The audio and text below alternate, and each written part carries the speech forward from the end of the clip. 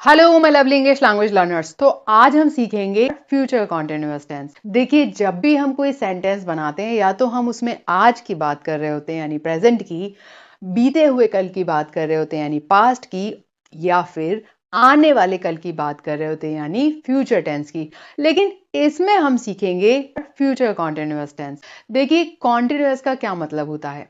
Continuous का मतलब होता है कि कोई चीज जो चली आ रही है। आप फ्यूचर में क्या होता है उसमें ये बताता है कि भविष्य में किसी समय पर काम चल रहा होगा। तो हम करेंगे किसका प्रयोग? फ्यूचर कॉन्टिन्यूअस टेंस का प्रयोग, जिसका मतलब है रहा होगा, रही होगी या रहे होंगे। Action will be going on at a specific time in the future. और इसमें आप फ्यूचर टेंस में क्या लगाएंगे? याद रखिए, कॉन्टिन्यूअस में आपको लगाना है बी प्लस आईएनजी, यानी विल बी प्लस आईएनजी। आप फोकस करिए सिर्फ विल बी पर, क्योंकि मॉडर्न इंग्लिश में अब आप सभी के साथ विल लगा सकते हैं। तो आपको बस यूज करना है विल बी प्लस वर्ब की आईएनजी फॉर्म पर। बस इसी को याद रखना है। इसमें he, she, it, I, we, you देगा कोई चक्कर नहीं है। आप अफर्मेटिव, नेगेटिव और इंट्रोगेटिव में सिर्फ विल को याद रखिए। Will plus be plus ING.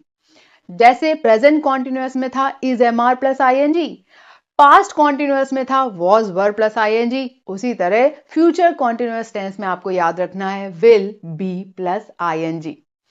He will be going to school, she will be cooking food, it will be barking, Rohan will be writing a letter, I will be eating food, we will be playing cricket, you will be reading books, they will be dancing. ठीक उसी तरह से negative में आप क्या करेंगे? कुछ नहीं, बस नॉट लगा देंगे। किसमें? विल बी और वर्ब की आईएनजी फॉर्म में। लेकिन आप नॉट कहां लगाते हैं? आप नॉट लगाते हैं विल और बी के ठीक बीच में, यानी विल के बाद। He will not be going to school, she will not be cooking food, it will not be barking, Rohan will not be writing a letter, I will not be eating food. We will not be playing cricket. You will not be reading books.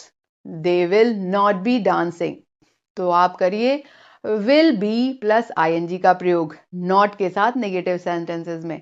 तो आपको क्या याद रखना है? आपको सिर्फ याद रखना है will be प्लस वर्ब की ing फॉर्म, यानी किसी भी वर्ब में ing लगा देंगे वो हो जाएगा वर्ब की ing फॉर्म। ये लगता है फ्यूचर कॉन्टिन्यूअस टेंस में। इसी तरह से सेम चीज आप फॉलो करेंगे इंट्रोगेटिव सेंटेंसेस में।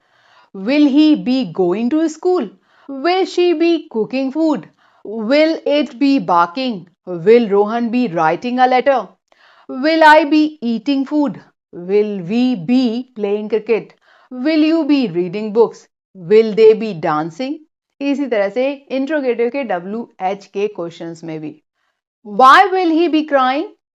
What will she be doing? When will it be raining? Where will Rohan be studying? Where will I be going? When will you be coming? Where will they be living? तो आपको ध्यान रखना है किस बात का? Future continuous tense में सिर्फ आपको याद रखना है विल बी प्लस आईएनजी। है ना आसान मेरे साथ? क्योंकि मैं लाती हूं आपके लिए इंग्लिश को सरल बनाकर। Bye bye.